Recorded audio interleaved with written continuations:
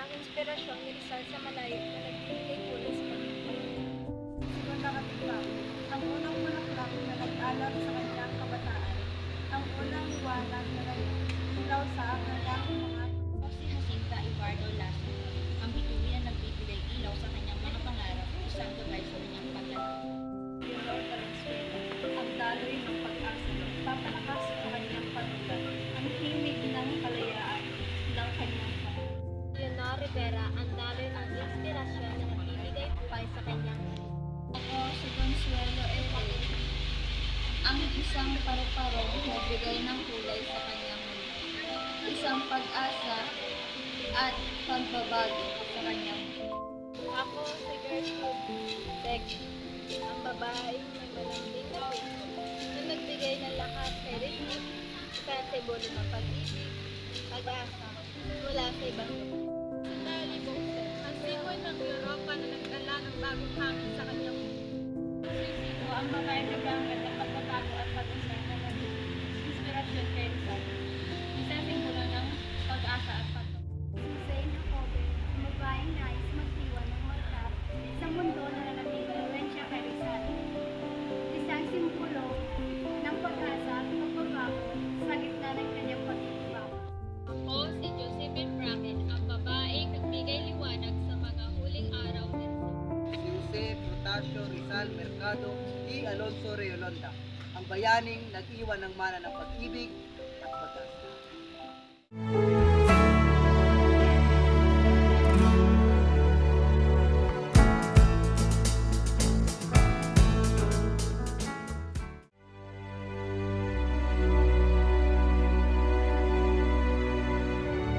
Ng pagkikita ni Julia Celestisky at Jose Rizal sa tabing ilog isang hapon, ang sikat ng araw ay naglalaglag ng gintong liwanag sa daloy ng tubig. Kamusta ka, Julia? Ayos naman ako, Becca. Ikaw, kamusta ka? Mabuti din naman.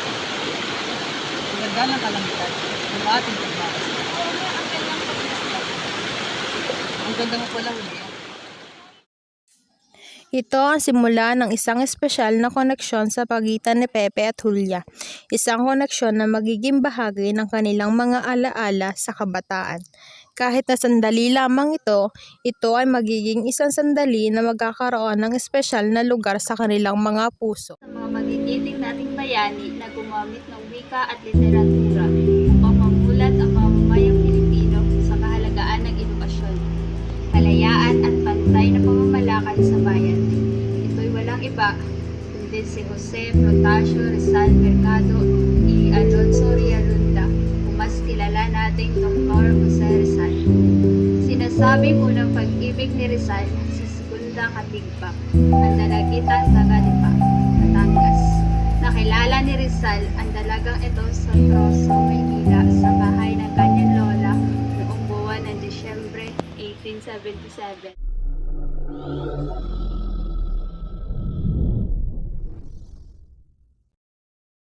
Siguradong magugustuhan ni Lola ang mga prutas na aking dala. Magandang umaga sa iyo, Ginoo. Maaari ka pong maumupo.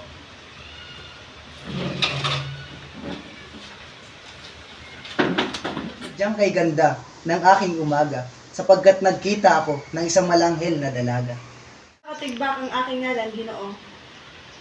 Napakaganda mo, Segunda, ang iyong mahabang buhok. Matang nangungusap na maapoy kong minsan. Sa mga papuri. Musay, ngunit wala na akong magagawa. Aking unang pag-ibig, ngunit ikaw rin ang aking unang pagkabigo. Ay na mauna. Aking sinta. Segunda. Sandali lamang, Segunda. Tayo munang mag-usap. Pakiusap, aking mahal. Puso ay puno ng pag-asa at pangamba, at ang kanilang mga salita ay naglalaman ng mga pangako at pamamaalam. Ang kanilang paghihiwalay ay nagpapakita ng kapangyarihan ng pag-ibig at kalungkutan ng pagkawala.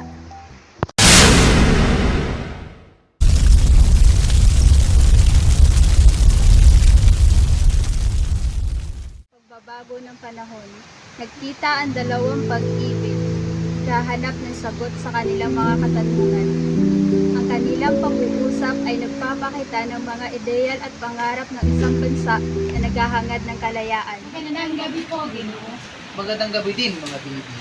Ano po ang may paglilingkod namin sa inyo? Nais ko sana makausap si Jacinta.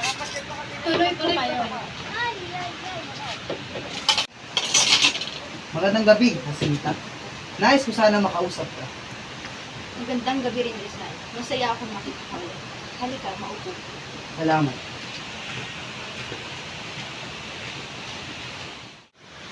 Jacinta, nais ko sana makausap ka tungkol sa nangyayari sa ating bayan. Ang mga Espanyol ay patuloy na nagkasamantala sa ating mga tao. Sasabihin na ang mga tao ay dapat mag-ingat. Ang mga Espanyol ay may lakas. Hindi tayo makakalaban sa kanila. Ang mga tao ay may lakas din. Ang lakas ng ating pagkakaisa, ang lakas ng ating pag-ibig sa bayan. Ngunit paano kung tayo makulong o matahal? Ang pagkamatay para sa kalayaan ay isang karangalan. Ang ating buhay ay hindi lamang para sa ating sarili, kundi sa ating bayan. Ang mga Espanyol ay maaari magkaroon ng lakas ng sandata, ngunit tayo ay may lakas ng loob at pag-asa. Maniwala, Rizal. Ngunit mahirap ang ating sitwasyon. Ano ang dapat natin gawin? Kailangan nating magtulungan na Sinta. Kailangan nating turuan ng ating mga kababayan tungkol sa kanilang mga karapatan at responsibilidad. Kailangan nating ipaglaban ang ating kalayaan na Sinta. Ano kung tayo mabigo? Hindi tayo mabibigo Sinta. Ang katotohanan at katarungan ang mananaig. Ang pag-ibig sa bayan ay isang malakas na pwersa. Salamat sa pagpapaalala sa akin, Rizal. Mag-iingat ka sa iyong patutunguhan. Pero din sa iyo, Jacinta.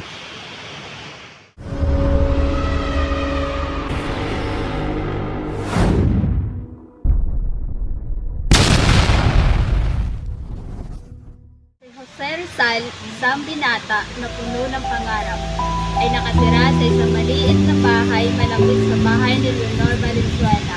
Ang kanilang mga pamilya ay magkakapitbahay at si Rizal at Leonor ay madalas na nag-uusap sa likod ng kanilang mga bahay.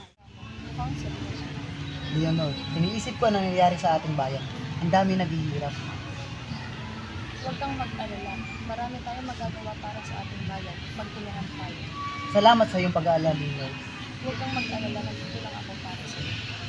Alam mo, marami kong pangarap para sa ating bayan. Nais ko ang isang maunlad at mapayapang Pilipinas. Pepe, ano ang plano mo pagkatapos ng iyong paglalakbay? Hindi ko pa alam, Leonor. Pero ang alam ko, kailangan kong bumalik sa Pilipinas. Kailangan kong tulungan ang aking mga kababayan. Alam kong kaya mo yan. Malakas ka. At alam kong marami kang magagawa para sa iyong bayan. At Leonor ay nagbigay ng kagalakan at kapayapaan sa kanilang mga puso.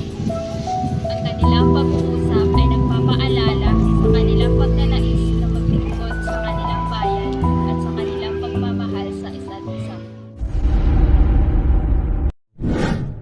Na nagkaguluhan at pagmibagsik ng Pilipinas, may isang pag-ibig na umusbong, isang pag-ibig na nagbigay ng inspirasyon sa isang bayani, si Dr. Jose Rizal at si Leonor Montiel Rivera. Ang gabi, Lurdia. Magandang gabi din, Ginoong Jose.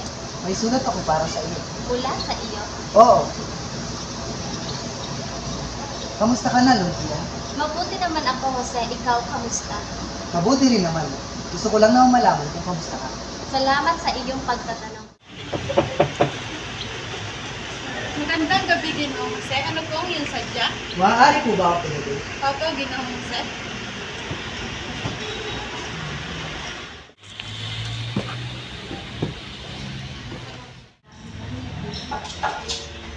Alam mo ba, Luntian? Lagi kong iniisip ang mga pangarap ko para sa ating bayan. Alam ko, Jose, lagi mo sinasabi sa akin ang mga pangarap mo. Nais ko rin na magkaroon ng isang masaya at maunlad na Pilipinas. Isang bayan na walang kahirapan at diskriminasyon. Isang magandang pangarap, Jose. Alam kong mahirap ang laban na ito. Kailangan natin magtulungan para makamit ang ating mga pangarap. Alam ko, Jose, at andito lang ako para suportahan ka. Salamat, Luntian. Alam mo ba na ikaw ang nagbibigay lakas na loob para sa atin? Pag-ibig ni Rizal at Leonor ay naging simbolo ng pag-asa at pagmamahal sa gitna ng kabuluhan. Ang kanilang kwento ay nagpapatunay na ang pag-ibig ay maaaring magbigay ng lakas at inspirasyon sa mga taong naghahangad ng kalayaan at katarungan.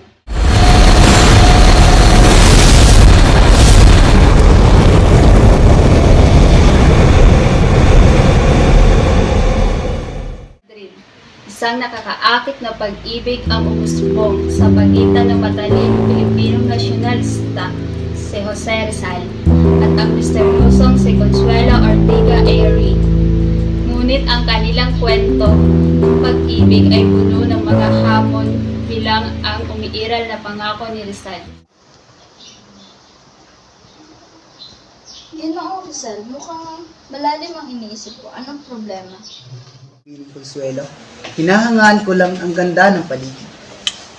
Naku, pinupuri mo naman ako. Pero aminin ko, magaganda ang mga kwento mo tungkol sa Pilipinas. Ang aking bayan ay puno ng kagandahan at mas malaking pakikibaka. Pangarap ko na dumating ang araw na malaya na ito mula sa tanikala ng kolonyalismo. Eduardo, sakto ka lang para marinig mo ang mga pinakabagong pangyayari sa kilusang Pilipinas. Sige, mga Ginoo, nakikinig ako. Natanggap ni Consuelo ang isang tulang mula kay Rizal. Binuhos niya ang kanyang puso sa tulang ito. Patunay ito sa ilalim ng kanyang damdamin isang pag-ibig na lumalampas sa oras at pangyayari. Ano't ang hinihingi, tulang walang iirip, na minsan sa dusay, baliw na inawit.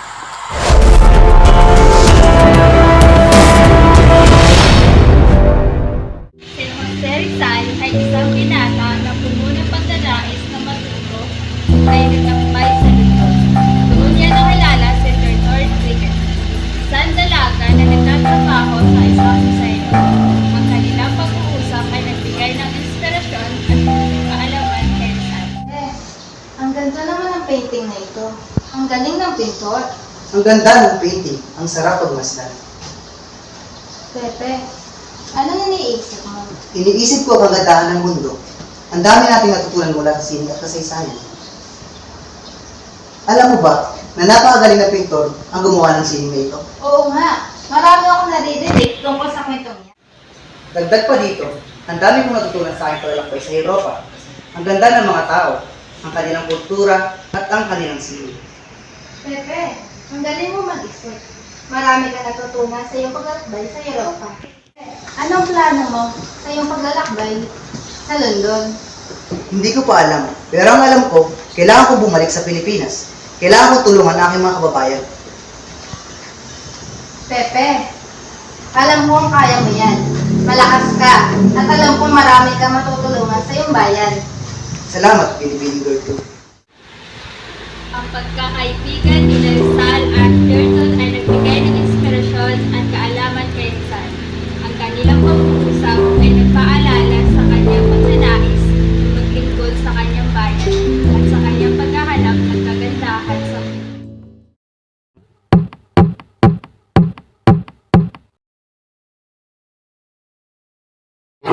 Sa gitna ng kagandahan ng Prince Riviera, nakilala ni Jose Rizal si Nelly Posted, isang dalaga na nagbibigay kulay sa kanyang mga huling araw sa Europa. Ganda ng tanawin dito sa Bridge, parang paraiso. Oo, Nelly. Ang gaan ang pakiramdam ko dito. Parang nakakalimutan ko lahat ng aking problema. Jose, nandito lang ako para sa iyo. Salamat sa iyong pag-aalala, Nelly. Ang gaan ang pakiramdam ko tuwing kasama kita. Jose, ano mga plano mo pagkatapos ng iyong paglalakbay mula sa Europa? Hindi ko pa alam, Nelly. Pero ang alam ko, kailangan kong bumalik sa Pilipinas. Kailangan kong tulungan ang aking mga kababayan. Ang pag-ibig ni Rizal at Nelly ay nagbigay ng kagalangan at kapayapaan sa mga huling araw ni Rizal sa Europa. Ang kanilang pag-uusap ay nagpapaalala sa kanyang mga pangarap at sa kanyang pagnanais na maglingkod sa kanyang bayan.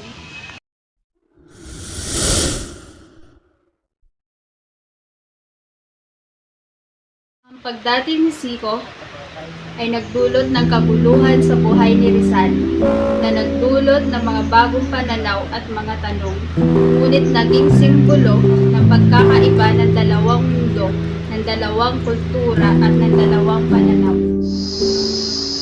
Magandang hapon, Ginoo. Patawad kung nakagambala ako. Magandang hapon din sa iyo. Hindi ka nakagambala. Maaari ko bang malaman ang iyong ngalan? Ito ang pangalan ko. Ako ay isang estudyante ng medisina mula sa Japan. Maligayang pagdating sa Pilipinas, Seko. Ano ang nagdala sa'yo dito? Ito ng higit pa tungkol sa medisina. At narinig ko rin na mahuhusay ang mga doktor dito sa Manila. At nais ko rin makita ang iyong magandang bansa. Aming salamat.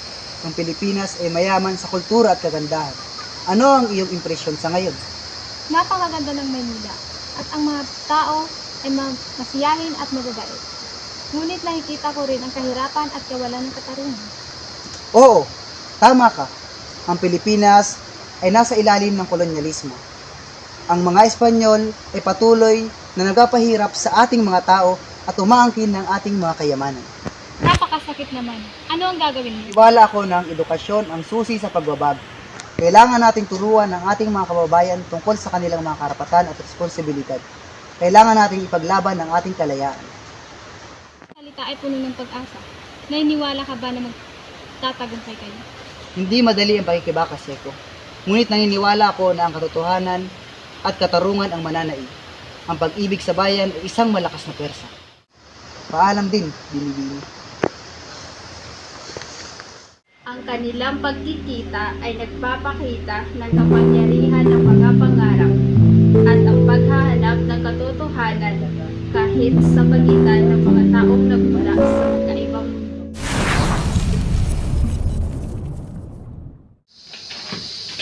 Magandang hapon, Dr. Rizal. Magandang hapon din, Dr. Jacobe. Paumanhin kung nakaupo ako ngayon sapagkat nagbabasa ako ng kawili-wiling aklat. Tema, nais ko lang malaman ang iyong ideya tungkol sa kalayaan at pagunlad ng Pilipinas. Kaya kung makausap ka, Dr. Jacobe, alam kong interesado ka sa mga isyong ito. Oo, interesado ako sa mga issue nito sapagkat nakikita ko ang iyong pagmamahal sa iyong bayan. Ang pag-ibig sa bayan ay isang malakas na pwersa at ang pag-ibig na ito ang nagtutulak sa akin na magtrabaho para sa paglaya ng Pilipinas. Ano ang iyong pananaw sa kalayaan? At paano mo nakikita ang hinaharap ng Pilipinas? Niwala ko na ang kalayaan ay hindi lamang isang pangarap, kundi isang karapatan. Ang Pilipinas ay may karapatan ding lumaya, at ang mga tao ay may karapatang mamuhay sa isang masaya at maunlad na bansa. Kung marami kang ginagawa sa iyong bayan at alam kong magtatagumpay ka. Salamat, Dr. Jacobe. Ang iyong mga salita ay nagbibigay sa akin ng lakas at pag-asa.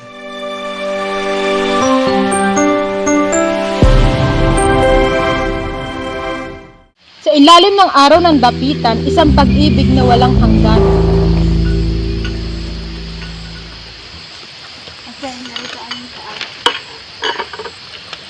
Liwanag nito ay nagsisilbing paalala na mayroong pag-asa. Kung mag-alala kasi, narito ako para sa iyo. Ang iyong presensya ay nagpapagaan ng aking kalooban. Pero ano ba ang plano mo pagkatapos mo ng pagkakatapon sa dapitan? Josephine, hindi ko pa alam. Pero ang alam ko, kailangan kong tulungan ng aking mga kababayan. Kaya mo yan. Alam ko matatag ka. Gagawin mo ang lahat para sa iyong bayan. Ngunit ano ba ang pangarap mo para sa ating bayan? Pangarap ko makita ang Pilipinas na malaya. Isang bansang umuunlad. Isang bansang may maayos na edukasyon para sa lahat. Aking pangarap ay parang isang apoy na nagniningga sa ating puso. Magtulungan tayo at na magbubunga din naman ito ng magandang. Kasi ang ating pangarap ay parang isang nagniningas na apoy sa ating puso. Magtulungan tayo at tiyak na magbubunga rin ito ng isang magandang liwanag sa ating landas.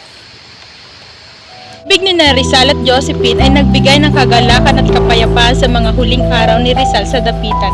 Ang kanilang pag-ibig ay nagpakita ng kapangyarihan ng pag-ibig sa gitna ng mga pagsubok. Na matalas na panulat at makabayang puso ni Dr. Jose Rizal, nagkukubli ang isang buhay na puno ng pag-ibig at pag-asa. Sa kanyang maikling paglalakbay sa mundo, nagkaroon siyang pagkakataong makilala at mahalin ang ilang babaeng nag-iwan ng malalim na marka sa kanyang puso at sa kanyang mga gawa. Ang bawat isa sa kanila'y nagbigay ng kakaibang kulay sa kanyang buhay, nagbigay lakas sa kanyang mga pangarap, at nag-iwan ng mga lihim na nagkukubli sa mga pahina ng kanyang mga sulat.